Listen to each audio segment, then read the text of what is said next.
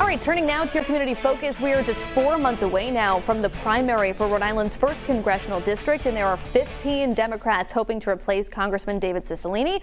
One of them, Gabe Amo, joins me now live in studio. Gabe, thanks for being here. Thanks for having me, Kim. So 60 seconds or less, why do you want to be Rhode Island's next congressman? Well, Kim, my story is a Rhode Island story. My parents met here in Rhode Island, my dad from Ghana, my mom from Liberia, and because of their hard work, a community that invested in me a lot. And really, in education, I was able to serve at the heights of government here in Rhode Island for Governor Raimondo and also for President Obama and President Biden. And I want to take that experience to be an effective congressperson for the 1st congressional district from day one. And I know that I have the preparation and skills to do that. You mentioned your experience down at the White House. You were just recently working for President Biden. Have you moved back to Rhode Island yet full time? I have. I now have an apartment on Benefit Street in Providence. And frankly, I've never left. Even when I was at the White House, I was serving Rhode Islanders as well as 330 million other people. But it has been so important for me to serve both for the Governor Raimondo and at the White House, because I really have a care and concern for the people of this state. At the White House, I served as the president's liaison to mayors across the country, and that meant mayors right here in Rhode Island too. So what do you think is the single biggest issue that's facing the voters right now in the 1st congressional district? Look, without a doubt, it's the economy.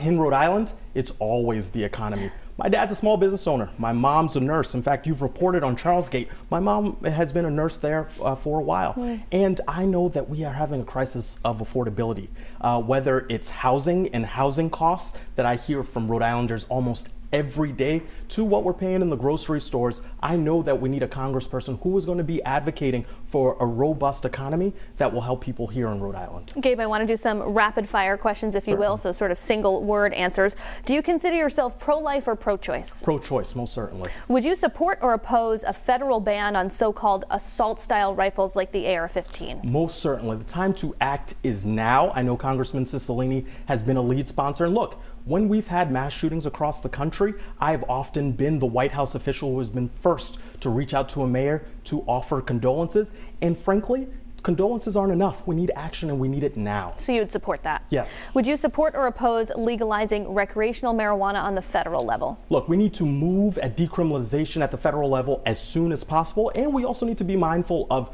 the racial equity that we can seek through that decriminalization, and also there are reasonable public health concerns that must be addressed, but we need to move fast. Do you support term limits for members of Congress? Look, I think we should have the conversation. We have been dutifully served by Senators Reid and Whitehouse and Congressman Cicilline, who I'd like to replace.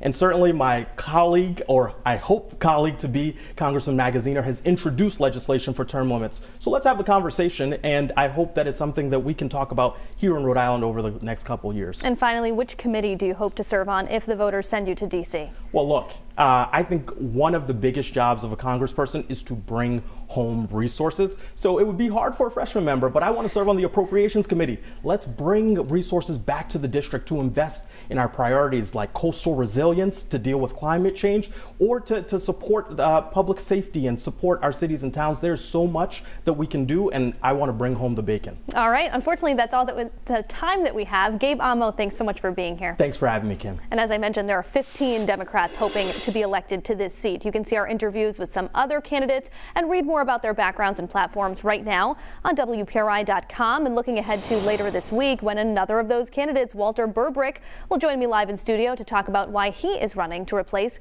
Congressman Cicilline. That's coming up this Thursday on 12 News Now at 4.